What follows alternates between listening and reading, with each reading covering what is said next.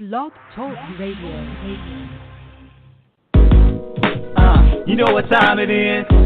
Time to hang out with Mr. Coop. With Mr. Cooper. With Mr. Cooper. With Mr. Cooper. Lady School. From Mr. Cooper. From Mr. Cooper. From Mr. Cooper. Hang with Mr. Coop. With Mr. Cooper. With Mr. Cooper. With Mr. Cooper. Lady School. From Mr. Cooper. From Mr. Cooper.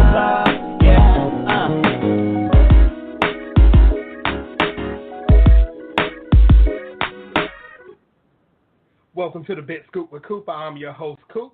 Season 5 still going strong, people. Make sure you do tune in right now to www.blogtalkradio.com/the Big Scoop with Coop, where you can make sure you catch this show live. Also, check me out live stream right now on Facebook, facebook.com/the Big Scoop with Coop.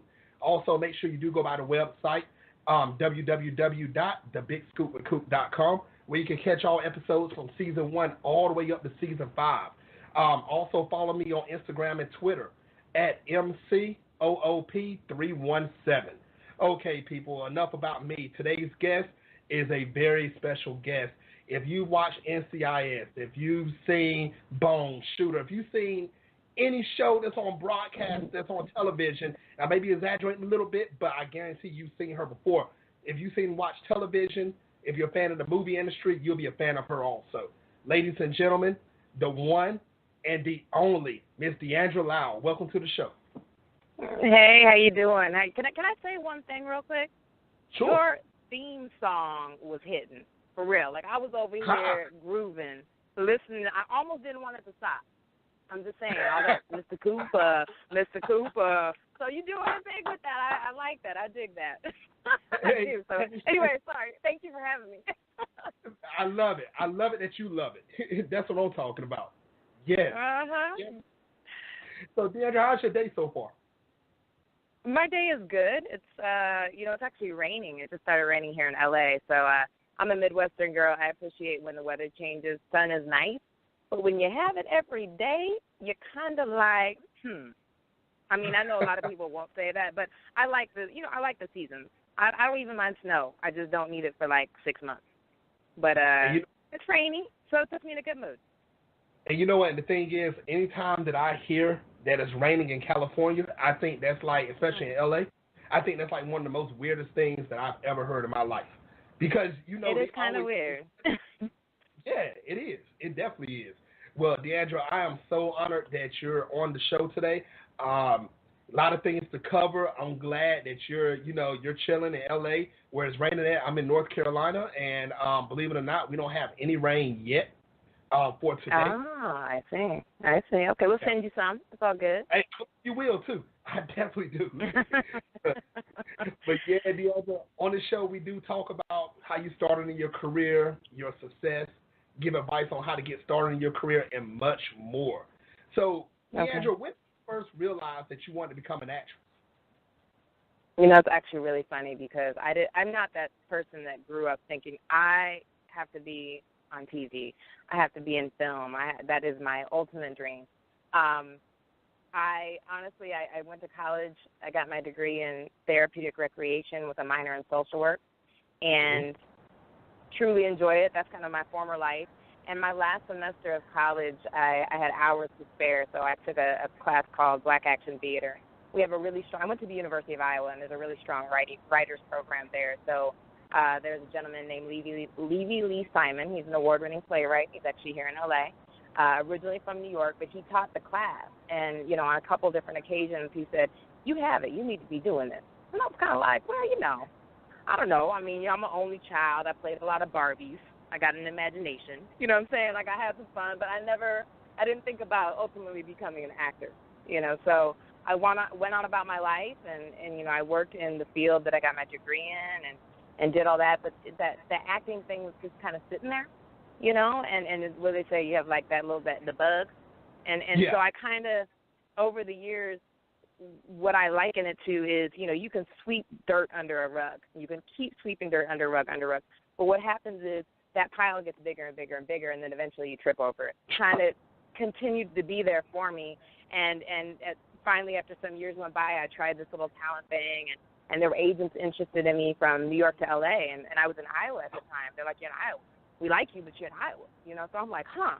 So, you know, I came out to L.A. for a month back in '06, I think it was, and I had, you know, did background on shows, and I worked with a coach, and I got headshots. And once I could finally see it and I was on set, I said, I can do that. I want to do that, you know. So, you know, from then on, life kind of takes you different places. I ended up on the East Coast, and then I went to Chicago for 5 years.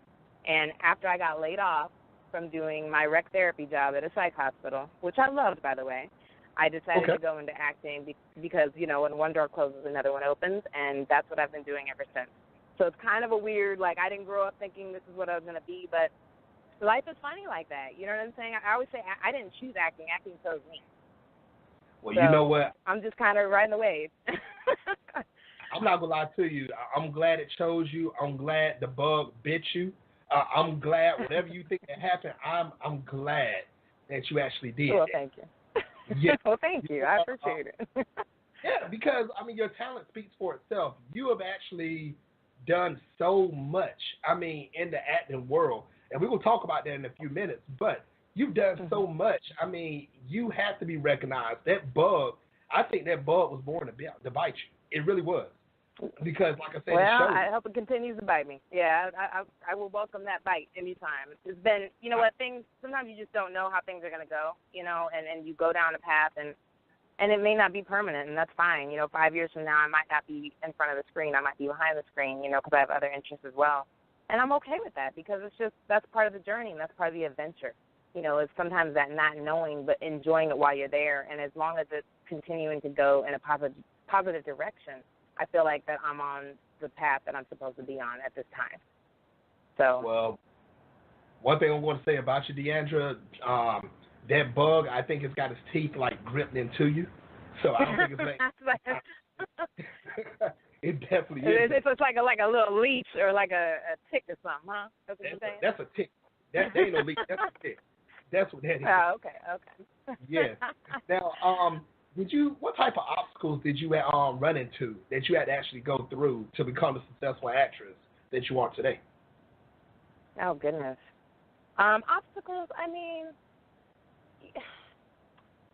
you know, it's a hard business.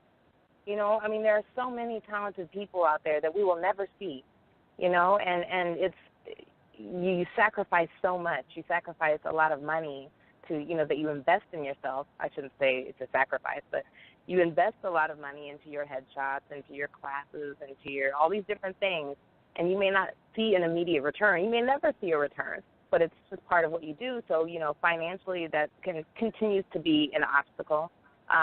You know, it takes time. I mean, when I decided to go into acting, I was a single parent in a city with no family. And, you know, to really start off and really put forth all your energy there and learning the craft and then learning these characters and going on auditions and if you book work, then working and then figuring out, you know, how to balance that time with your child and the other things that are in your life, you know, that is an ongoing obstacle. And even moving to L.A., you know, I moved here 4.5 years ago because it was time, and building a whole brand new support system here when it comes to being a parent and having a child, coming here and starting over basically in this business because nobody knows you.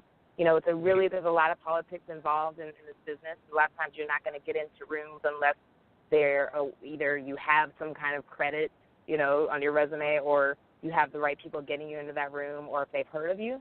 So it's real kind of funny because you're like, well, we don't really want to see you if you don't have credits, but how do I get credits if I can't get in the room? You know what I'm saying? It's kind of a weird double-edged sword. So there's constantly that whole little thing, you know. So, I mean, those are, I think, general obstacles that most of us go through, but also just, I think, within. I think that's probably, you have moments where, I'm an optimist. I believe what's for you is for you. And I really think that's my saving grace in this business because it can just eat you up and spit you out. You know, it really, really can. It's very hard on your spirit and your soul, and you put so much into it. But, you know, you're human and you have moments. And you have moments where you're like, man, I really believe in myself, and I feel really, really confident right now. And you may have booked work, and you may be auditioning a lot. But sometimes, you know, that like tangible booking doesn't happen, you know, and you have moments where you can get down and your confidence can waver. So it's just, you know, that internal peace and consistency and strength that you have to keep.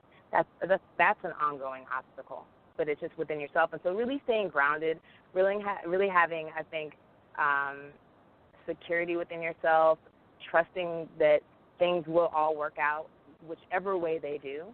Keep having faith and having strong people around you. I mean, those are really things that help in dealing with those obstacles. And I'm sure there are quite a few other obstacles that I'm not even mentioning, but to me, those are kind of the consistent ones. And you know what? And I believe personally myself, if you do not go through obstacles itself in your career, it doesn't matter if you're an actor, actress, singer, artist, painter, plumber, it doesn't matter. I don't believe you really learn without having, you know, that obstacle that you have to actually go through. And the obstacle that you're naming right now, I think a lot of people that's been in this business, you know, they went through the same obstacles. And you're going to continue to go through obstacles in one form or another. And if you don't, something's kind of wrong there. I don't care if you've been in the business 50 years or 5 minutes. So I get where you're from with that. Yeah. It's true, and I think that, you know, there are some people, I mean, really there's no overnight successes, right, in this business. If somebody hits, this is 10 years in the making, you know. But there are some people that things happen early, quick and fast, you know, and that's wonderful. But sometimes, if you everything comes so easy in the beginning, and then all of a sudden you hit that little, you know, that little bump, it's like, oh, you know, and that can really shake you up, you know, and it really depends on how you recover from that. Do you stay down or you get back up and keep going? So, you know, I mean, everybody in this business is going to have struggles. And I kind of, there's like a quote that I came up with. I kind of feel like I never heard it anywhere before, so maybe it's mine. I don't know. But I was talking to somebody about the struggle, you know, and I said, you know what, God, I hate struggling, but I appreciate the struggle. You know what I'm saying? Because it's necessary. It's necessary to grow, and it's part of your story and your journey, and it makes going through those hard times makes that victory taste that much sweeter, you know. So you have to grow through it. You have to go through it, and it sucks going through it. But once you get past it, you're okay. Until the next thing. That's so true. And you know what? That's deep what you just said. Very deep. People that's listening worldwide right now, make sure you do take that quote. That is Diandra's quote, but that's so deep. I think you use it right there. Seriously. You need to use that, and anybody that's struggling right now, like Diandra said, it sucks to struggle, but you get to pat yourself on the back end, and you can look back and say, I went through all of this to get to where I'm at right now. So, anybody struggling in any career, make sure, don't give up. Continue to do what you do. Yeah. Exactly. Now, Diandra, what was your secret when you started in this business and you had to find a talent agent? How did you know that talent agency was the one for you? How did you know? Well, I think like anything in this business, and really anything in life, everything is trial and error. And a lot of times you don't know until you do it, until you go there. So, you know, I mean, I first got my agents in Chicago is where I really started my acting career. And in Chicago you can multi-list. Well, and I'm not sure now.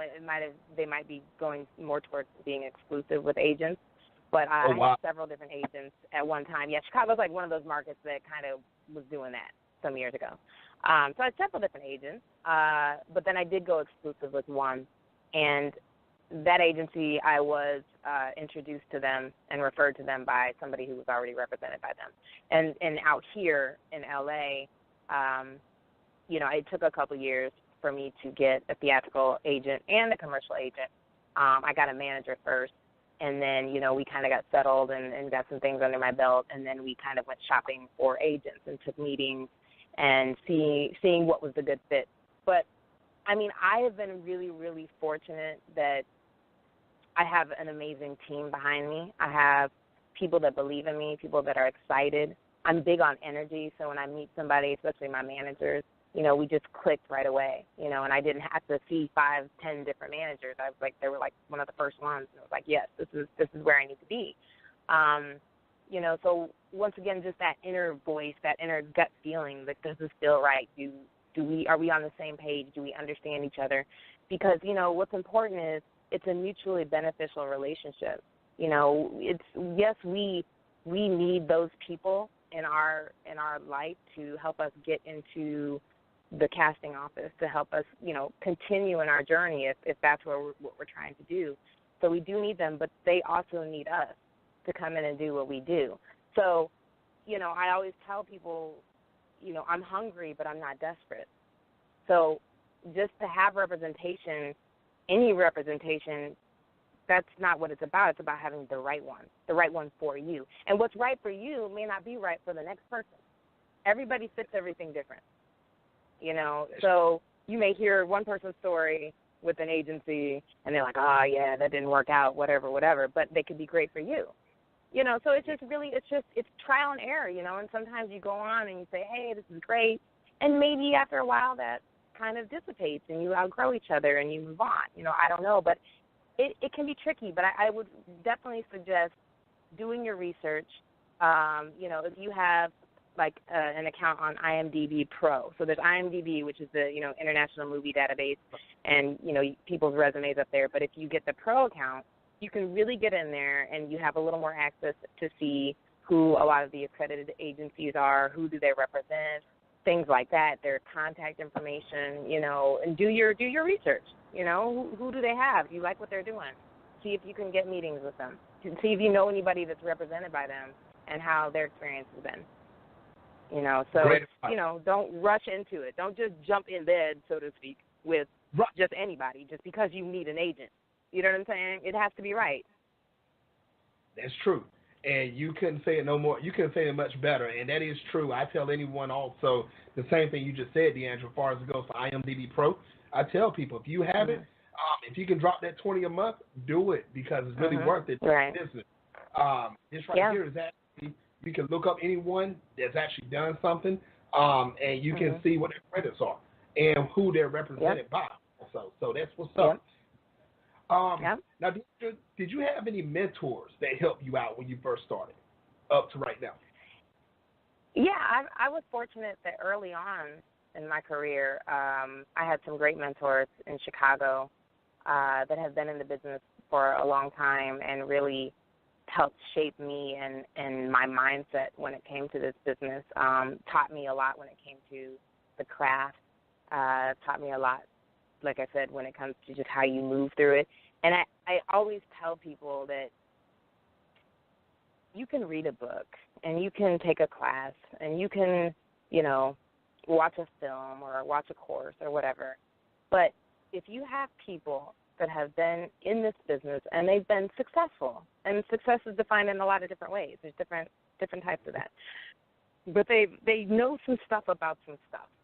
And it may not always apply to you, but if they're willing to share their information with you and tell you their experiences, say, hey, this, that, and the other, that is priceless. That will teach you more than any book will. You know what I'm saying? Like, but you have to listen. You have to listen. And you know, those are little gifts that they don't have to share with you. And I think a lot of people will agree with me. And in this business, and it goes really across the board, it's any business, you get a lot of people sometimes that are very selfish for their information. Or, you know, they feel like, well, I did all this, I don't want to, you know what I'm saying, I worked for this, I don't want to share, you know, whatever. And that's fine, to each their own. But the way I see it is, what good is my gift if I don't use that to help somebody else? So if I share with you what I've gone through in a little bit, and I'm no expert by any means, but if I share with you something I experienced or I learned or somebody shared with me that was beneficial to me, I'm going to pass that on to you. Now, what you do with it is your own thing, you know, and it may apply to you and it may not. But I just, you know, listening to those people that are not only talking the talk but walking the walk, that's huge. That's huge. So I was really fortunate early on to have some people in my life in different capacities, you know, when it comes to on-screen, when it comes to screenwriting, when it comes to producing and all those different types of things that really, really, you know, shared parts of them with me that I will always hold with me. And it continue. You know, you reach mentors at different places, and there's like a saying that says, like, when you're ready, the teacher will come or something. I'm probably messing that up, but it's kind of true. You know what I'm saying? Like I saw like a meme one time, and I was like, that's exactly right. You know, but you'll have people that come into your life at different times when you're ready to receive that knowledge. You know, and I continue to have different types of mentors, you know, throughout my career, and I'm very thankful for them. Very thankful. You know what? One thing I can say, Diandra, for some reason, I've seen people in different careers myself with my own eyes.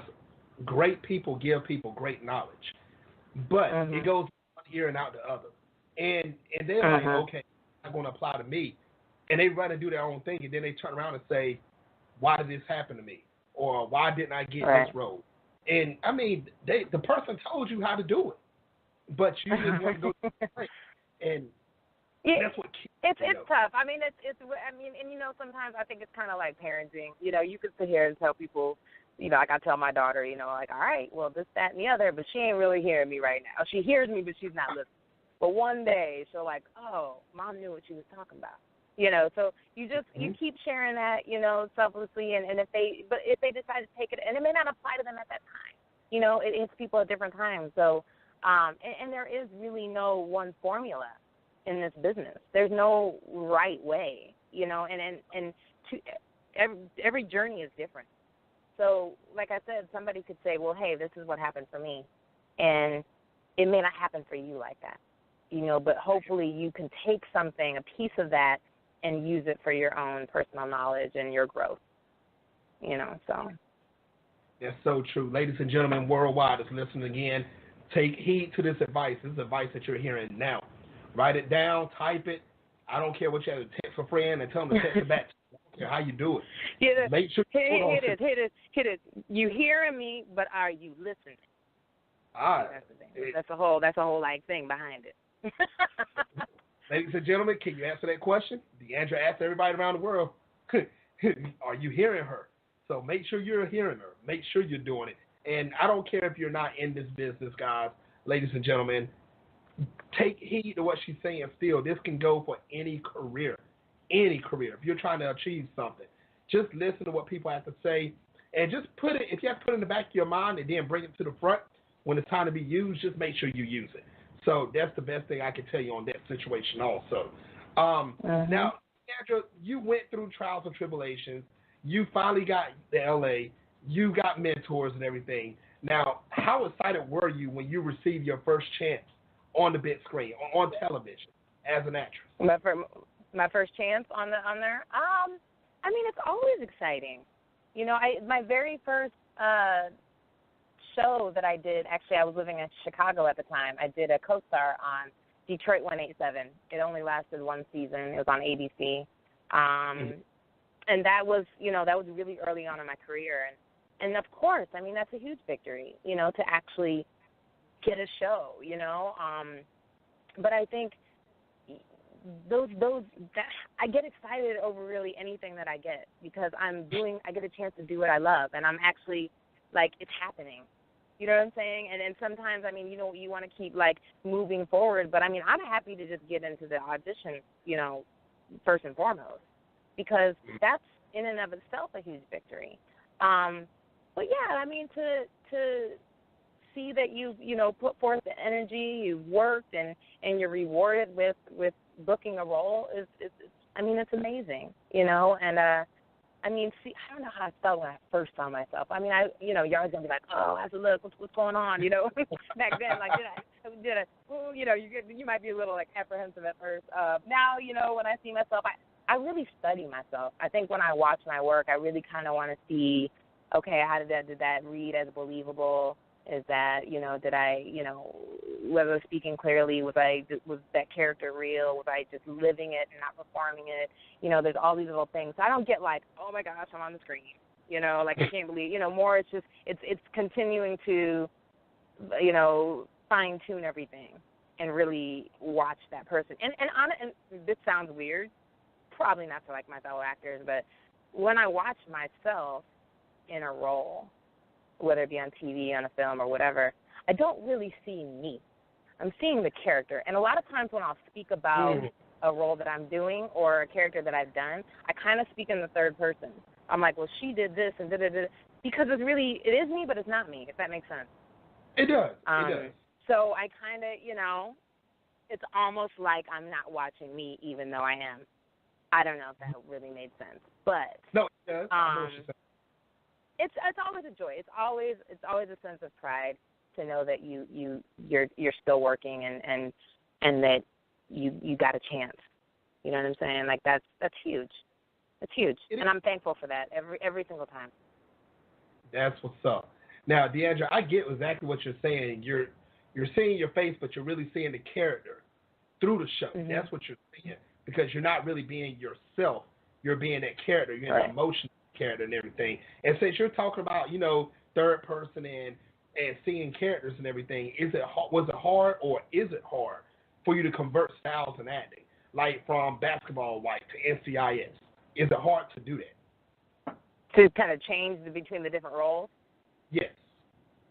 No, not really. I mean, so I don't know if you're familiar with the term of wheelhouse. So, like as actors, we tend to have wheelhouses that are our characters of where we naturally fall, right? So my wheelhouse consists of attorneys, police officers, detectives, really strong roles for women, because I kind of have a natural strength about myself anyways. So that tends to be my wheelhouse. So in the class that I was taking out here, our teacher would really, really work our wheelhouses, So it becomes second nature. So even though it may be a different type of a role, it could be a doctor, it could be an FBI agent, it could be an attorney, they still kind of have that underlying strength, right? So there's some similarities and there's some parallels between them. So that does make that transition easier to maneuver between characters like that. But I mean, and I'm not going to say that it can't be challenging, because it really depends. So if I have a character that comes up that's a little more meek and a little more softer and quiet and, I don't know, just to throw out a few words, that can be more of a reach for me as an actor. And sometimes there's roles that are just not good for us. We as actors like to think that there's nothing we can't do. But the reality is there are certain roles we are much better fine-tuned for, and there are some that are really not our cup of tea. And that's okay, unless you're like Meryl Streep that can do everything. You know what I mean? You're like, what?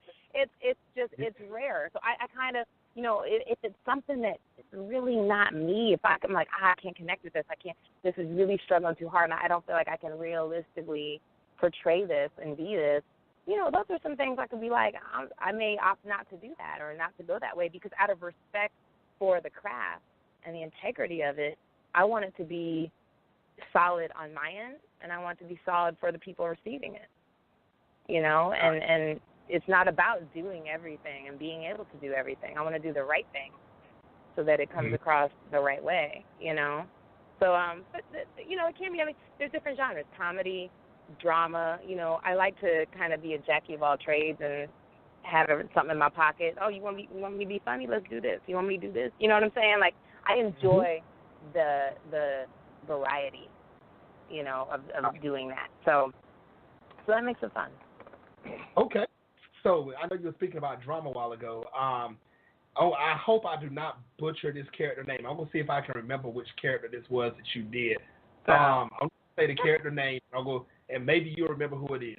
I'm off the top of my head. I think it was Monica Albright. Monica Albright, social worker. Yeah. For Young and the Restless. Now, Young and the Restless. Yeah. Now, I see how, doing Basketball Wife to Young and the Restless, did it feel like it was like second nature for you for doing Monica Albright compared to the other shows like NCIS? Is kind of rotating back to the question before, but were you really, doing soap operas? You say that last part again? Sure. Were you comfortable doing a soap opera, like Young and the Restless?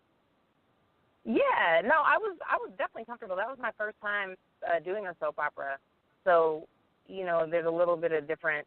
I don't want to say method. Every show has a different thing. So they move quick, fast, and in a hurry on soap operas.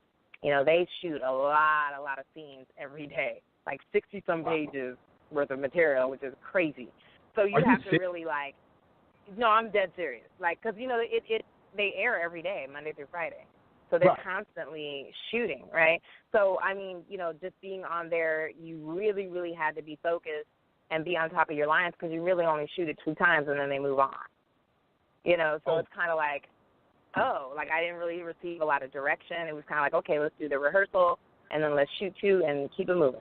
You know, so, but it wasn't really hard, I think, to transition to that. I mean, even though that is different than, say, The Basketball Wife because that's comedy and this is more of, you know, daytime drama.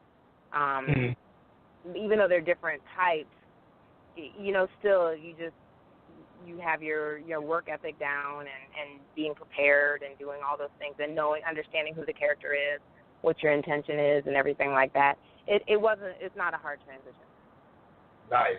Big shout outs to every actor and actress that Diandra has worked with, from NCIS to Shooter to Bones to Basketball Wife. And I'm going to stop naming all these shows because I'm going to let Diandra do this. Diandra, for the people that are listening right now worldwide and that's been living under a rock and they're just getting introduced to you for the first time, can you name some of the shows that, or shows or movies, anything that you've actually been involved in?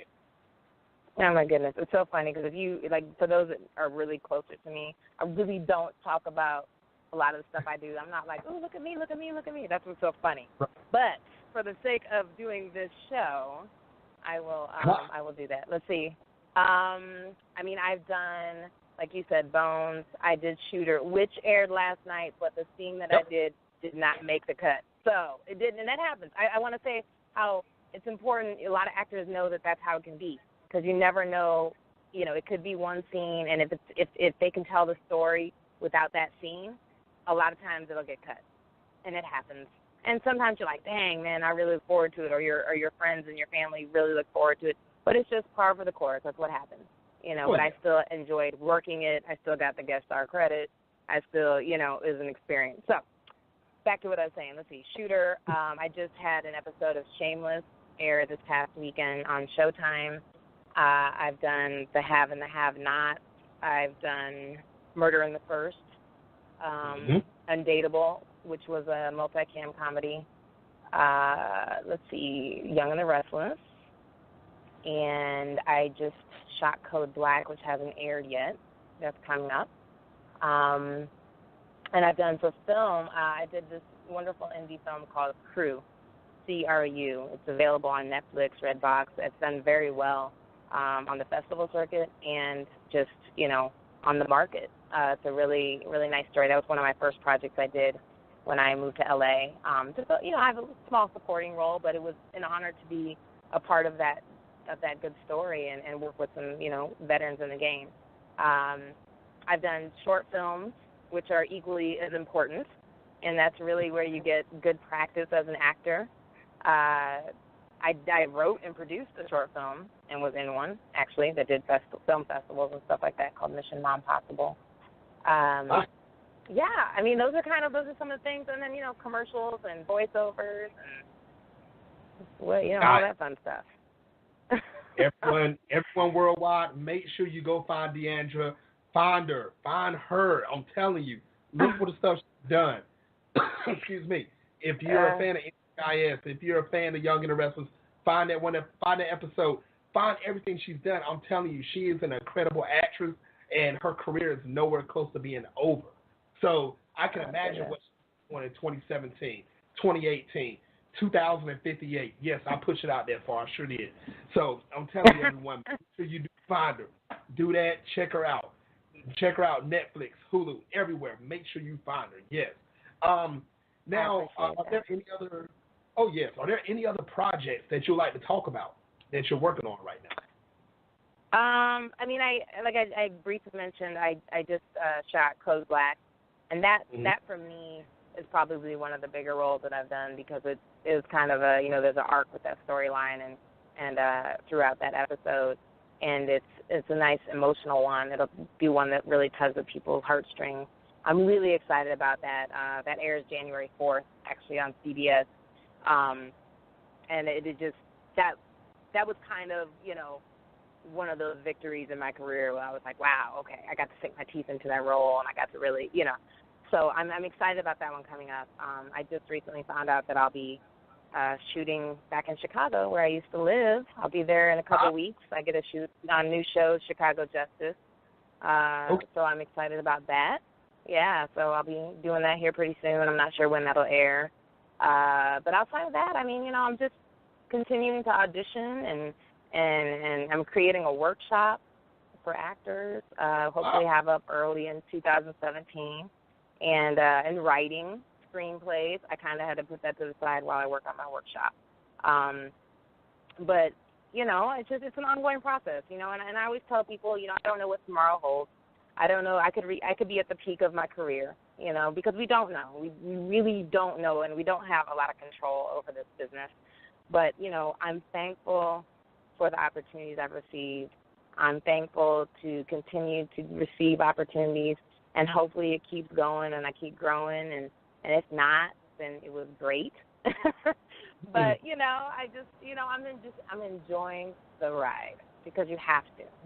It's a stressful one. It can be a stressful one, but it's fun, you know, and just doing it instead of, you know, I always tell people don't use the word try. Don't say I'm trying. It's like, no, you're doing. You know, Exactly. You're actively doing. And that's important. It's an important mindset to always embrace. It's going to help you in your journey. Yeah. And that's what I'm talking about. I'm glad that you corrected that try part, because you are doing it. Once again, even though, you know, your close friends know that you don't like talking about yourself for what you have done, but at the same time, Diandra, if you have to, you could say, look at me. Look what I've done. Mm-hmm. I can show you right now. You could do that. But, you know, that's what I like about you, Diandra. You keep a humble head. And that's something I believe that will go a long way in this business. So big shout out for you. Big shout out Thank to you. Chicago. I think can I add something to that, Michael? I think it's important to, you know, one of the things that some of my mentors kind of instilled in me early on was do the work. Just do the work, do the work, do the work. And I know we get caught up in this whole social media buzz and followers, and it does come into play now in the casting offices, unfortunately. I guess fortunately and unfortunately, it depends on what side you look at it from. But, you know, I'm kind of old school. I just want to, you know, consistently improve my abilities, you know, and there's days you have good days, there's days you have bad days, and that's okay. You can't beat yourself up over that, because you're human. You're human, you know, like you could not be feeling well. The planets might not be aligned that day. I don't really know. You know what I'm saying? So you just have to understand that you're going to have auditions that aren't very good, and that's okay, you know, because the next time you go in, you just knock that joint out, you know, and then you feel good. It's just, you just keep picking yourself up and keep pushing. But one other thing, and I just want to touch on this because it's important to me. You know, when I first moved out here to LA, I've been here 4.5 years. I was very fortunate that a good friend of mine who had been in the business a very long time, and he's an AD. 2 days after I got here, he said, "You ready to work?" And I was like, "What?" And 2 weeks after I moved here, I was working on a set, and I was doing stand-in on a show. And I had never done stand-in, you know, and it was always kind of bittersweet doing it because, you know, you want to be in front of the camera. I'm like, I don't want to be behind the camera. And for those of people that don't know what a stand-in is, it's the actors or the people that come in, and when they're setting up a shot or the scene, they stand in place of the main actors so they can set up the cameras and the lights and get everything done, right? So they're called second team. The first team are the main actors. So you're behind the scenes, and you're in the trenches. It's long days, and you don't get a lot of recognition. It's a lot of grunt work. But I was able to work actually 3 seasons of a show, and I did a season of another show, and I think I did a Lifetime film as a stand-in. All the meanwhile I was auditioning because I, you know, got to L.A. and I basically had to start over because nobody knows you. It's a process. Right. So, you know, I did that, and I was thankful for it then because it was good money in my pocket and stuff. But I learned so much from being on set, and it really has made me a better actor because of it. You know, I have to really be on top of my movement in the scene, being aware of what's going on around me, being aware of who everybody is and how things work, being aware, seeing when sometimes the actors aren't prepared and seeing how that affects everybody else. You know, so that really really enhanced my skills. And like I said, it was always kind of bittersweet doing that role. But I'm so, so thankful that I did have that opportunity. I'm thankful that I have learned from that. And I always will have a crew mentality now whenever I'm on set because I'm no longer doing that. It was temporary.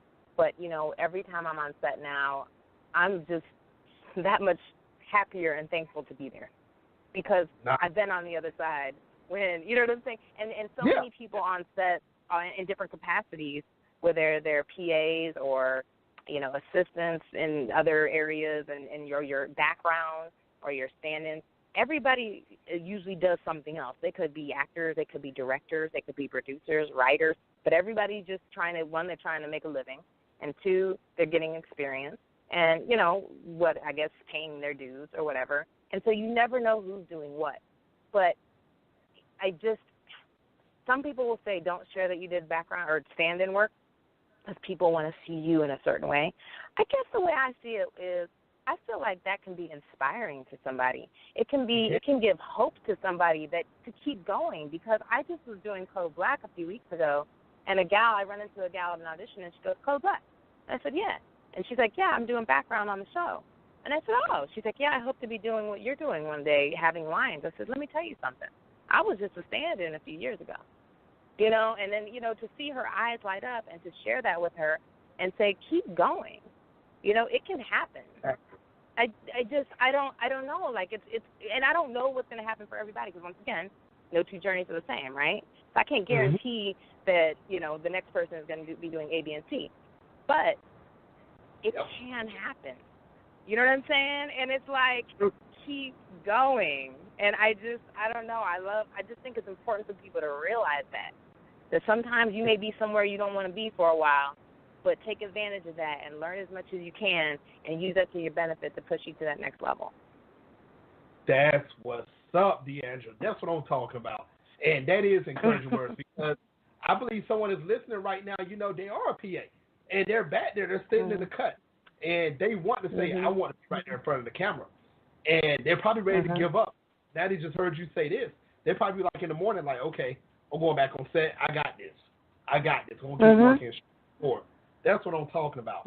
Now, Diandra, for all the fans that are listening right now and people that's getting introduced to you for the first time, how can your fans and the people that's getting introduced to you follow you on social media? I don't have as good of a breakdown as you did in the beginning because you were like this and this and this and this. I'm on here. I'm like, man, I got to step up my whole game here. I didn't have the theme song that you have. I need to get a theme song. I'm trying to tell you that for 2017, I got to be on the Michael Cooper wagon. I need to figure that out. Let's see. I am on Facebook, of course. It's just, you know, I have Diandra Lyle, and it's DIANDRA because a lot of people say DE, but it's Diandra Lyle. I have like a kind of, I guess it's called a fan page. I don't really want to know if I call it that, but somewhere where I try to post stuff about work and everything. I'm also on Instagram, and Twitter. It's the same handle for both. It's simply_Diandra. I'm not the best at tweeting. I probably need to step my game up, but I'm there, and I may tweet like once every 6 months, you know. But I get notifications if things happen. So, I mean, those are my like 3 places, I guess. But I'm not really. I think Snapchat, not really. My daughter does more of that. Okay. And that's where you can find me. All right, ladies and gentlemen, make sure you do follow her on Facebook, Instagram, and Twitter. Keep up with the latest and greatest. Yes, she says she tweets probably once every 6 months, but catch that tweet. Make sure you do it and respond back to her. And let's push Diandra. We're gonna push her. I want you. Maybe that's what I need. Yeah, we're gonna push her. Whenever she tweets that once every 6 months, I want everyone to reply back to that tweet and say, please tweet more. We want to hear more from you. Make sure you do it. Yeah. That's the push or the guilt trip. That might get me going. So please do that. Please do that. Everyone, make sure you do follow her Facebook, Instagram, and Twitter. Make sure you do it. Deandra, you kind of answered this question earlier, but I'm going to kind of ask it in a different type of way. But what is your ultimate goal as an actress? As an actress, my ultimate goal, it's just continuing to grow. I always say, like, I want to be good, better, great. You know, like you can always grow. You can always grow. If you get to a point where you feel like you can't grow, then maybe you don't need to do it anymore. I don't know. And you plateau sometimes. You know, sometimes I'll be in a class and I'm just not really putting forth as much energy. I'm plateauing, and sometimes you have to step away and apply what you learned and then come back or go to a different class. But it's just constantly to grow, to continue to be challenged, to be able to tell stories and you know, realistically and believable where people can relate. I don't have, I guess, one ultimate goal. You know, it's just to keep going, you know, and creating and enjoying it and having fun. Like I said, so many people, we get caught up in the stress of it and the challenges that we forget to have fun. You know, so, you know, writing, I want to direct eventually. I kind of feel like that's inevitable. You know, I got this workshop coming up that I think is going to be really helpful to a lot of people in the business. I'm excited about that because I just like helping people on their journey. And hopefully continue to get, you know, bigger roles. I mean, it'd be nice to get, like, a series Ray role. You know, it'd be nice to do those things. So, of course, to continue to keep climbing in the scope of my work. So, got it. Well, you heard it here first, people. You heard what our ultimate goal is. You all need to actually, if you haven't done it already, set yourself some goals. I don't care if it's 1 or 100. No, let me slow that down. I wouldn't set out for 100 goals all at one time because that will really mentally break you down. Take one step at a time. Do in 2017, I'm not saying do a New Year's resolution either if you don't believe in that, but say the 5 things I want done within the first quarter or the first 6 months of the new year. Start slow and work your way up. Diandra, she got one goal is to keep going and to be the best at what she does. So you can't blame her for that. She's doing her thing already. I can just see something getting bigger out of her, and it's coming. I definitely see it coming. Diandra, I know you are. Yes, I know you are a very busy woman. Big shout out to your daughter also and your whole fam. Taking time away from them to do this show. Oh yes. So I'm not going to hold you long, but what advice would you give any male or female that wants to become an actor or an actress in the movie or television industry? I think know that what's for you is for you. I think you have to understand that and accept that. I don't think, it's advice towards the journey, but just ultimately I think that is going to keep your sanity because I guess the way I look at it is I'm my only competition. It's a game of golf. I have to go in there and I have to better my score, and if I don't get it, it wasn't meant for me. Then if I do get it, great, this was meant for me, but I don't look at other people as competition. So I personally think that that's important to embrace that mindset. But everybody is different. But I guess, with anything, learn the craft, take the time to take classes and watch people and watch things, and you can learn a lot from just doing that because acting is just living, right? Wow. But to just keep, and I could be doing more. I can't sit here and say that, I am on top of it all the time. I can get lazy and I can procrastinate, and I probably should be doing more.